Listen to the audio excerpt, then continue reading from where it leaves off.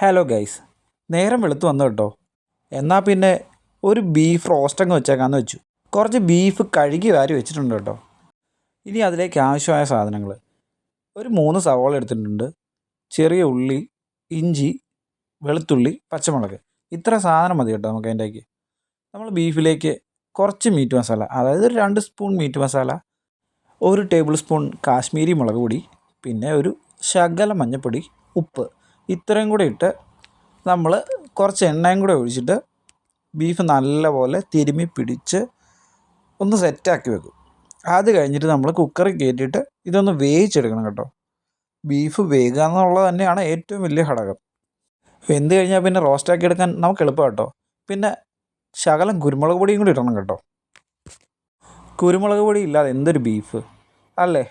കുരുമുളകാണ് main, അതുകൊണ്ട് കുരുമുളക് പൊടി ഇടാൻ മറക്കണ്ട. ബീഫ് നമ്മൾ തിരുമ്മിയിട്ട് കുക്കറി വെക്കുക. അതിൻ്റെ അത് കുറച്ച് ഇഞ്ചിയും വെളുത്തുള്ളിയും കുറച്ച് സവോളയും എല്ലാം കുറേശ്ശെ മതി കേട്ടോ. ബാക്കി നമുക്ക് വഴത്താൻ വേണം. അതുകൊണ്ട് ശകലം വെള്ളം കൂടെ ഒഴിച്ച് കുക്കർ അടച്ച് അടുപ്പിലേക്ക് കയറ്റുക.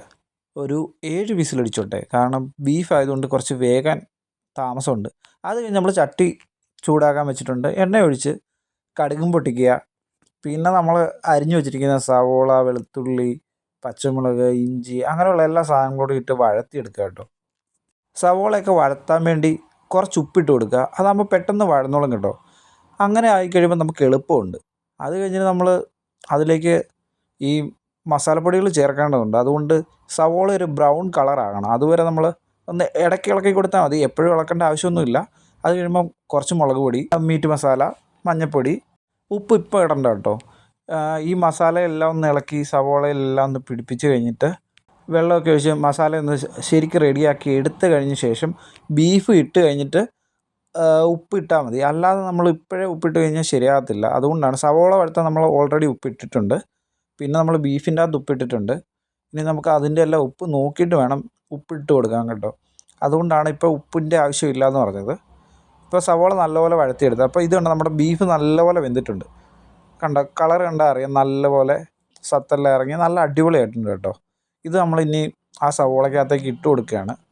ഇനി നമ്മൾ കുറച്ച് നേരം ഒന്ന് അടച്ചു വെച്ചൊന്ന് ശകലം ഒന്ന് വേവിച്ചാൽ മതി, കാരണം ഇത്രയും വെള്ളമൊക്കെ ഒന്ന് പറ്റട്ടെ. അത് കഴിഞ്ഞ് നമുക്ക് കുറുക്കി എടുക്കാൻ വേണ്ടിയാണ്. എങ്കിൽ നല്ല അടിപൊളിയായിരിക്കും കേട്ടോ. ഇതിലേക്ക് കുറച്ച് കറിവേപ്പിലയും കൂടി ഇട്ട് കൊടുക്കുക കേട്ടോ.